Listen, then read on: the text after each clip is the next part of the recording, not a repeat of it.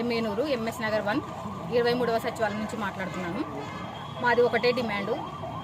ఇప్పుడు వచ్చిన ప్రభుత్వం మాకు ఒక హామీ ఇచ్చింది, మిమ్మల్ని విధుల్లోకి తీసుకుంటాము, మిమ్మల్ని కొనసాగిస్తాము, 10,000 వేతనం చేస్తామని. కానీ ఇంతవరకు మాకు ఏది చెప్పలేదు. దీని మీద వాళ్ళు రియాక్ట్ అయ్యి మాకు ఏదో ఒకటి చెప్పాలని మేము కోరుకుంటున్నాము. మేము గత ప్రభుత్వంలో కూడా ప్రజలకే సేవ చేశాము, ఇప్పుడు కూడా ప్రజలకే చేయాలని కోరుకుంటున్నాము.